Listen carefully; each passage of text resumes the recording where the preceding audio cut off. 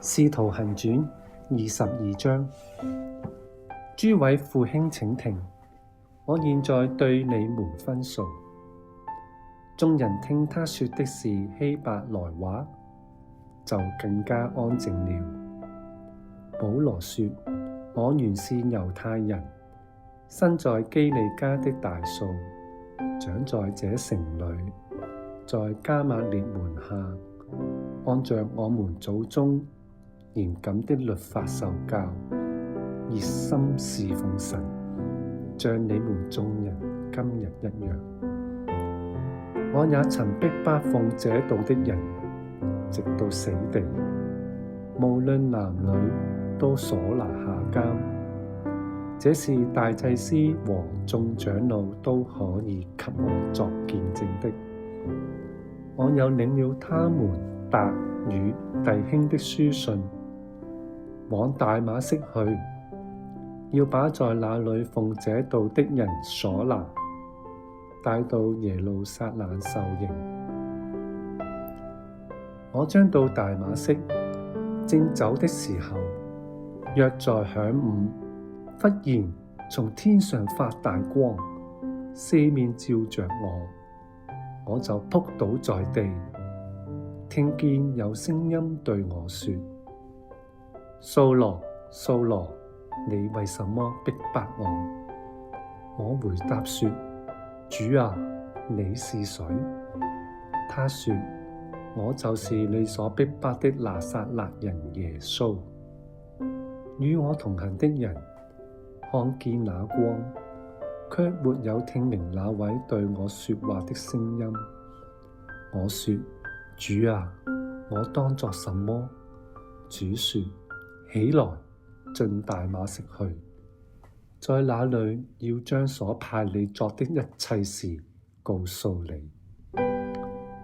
我因那光的榮耀不能看見，同行的人就拉着我手進了大馬色。那裏有一個人名叫亞拿尼亞，按着律法是虔誠人，為一切住在那裏的猶太人所稱讚。他來見我，站在旁邊，對我說：兄弟掃羅，你可以看見？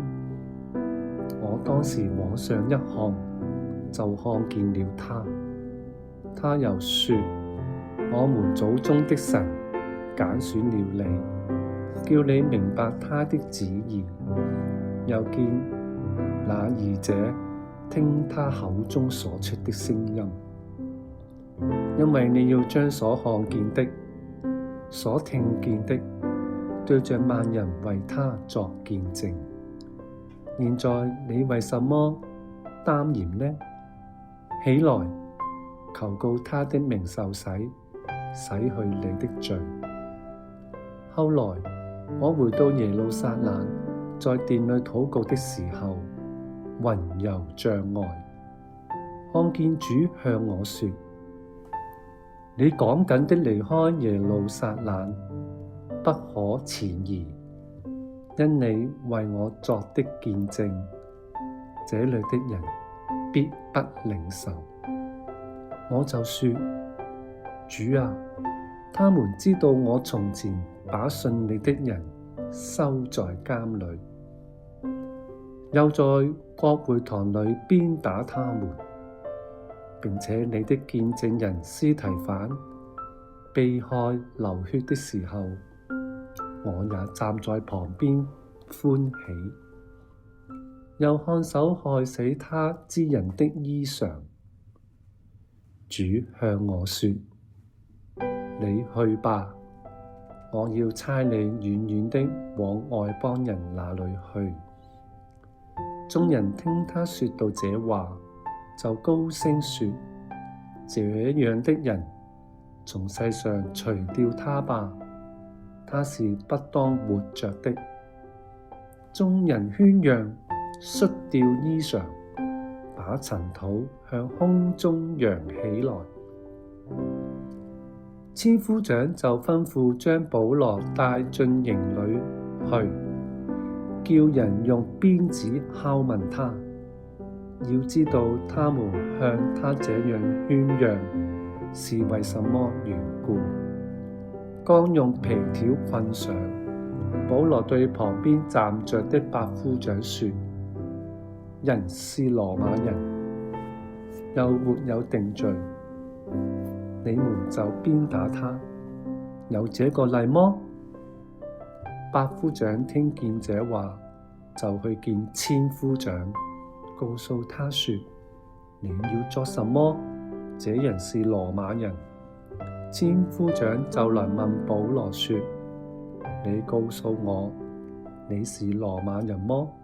保羅說：是。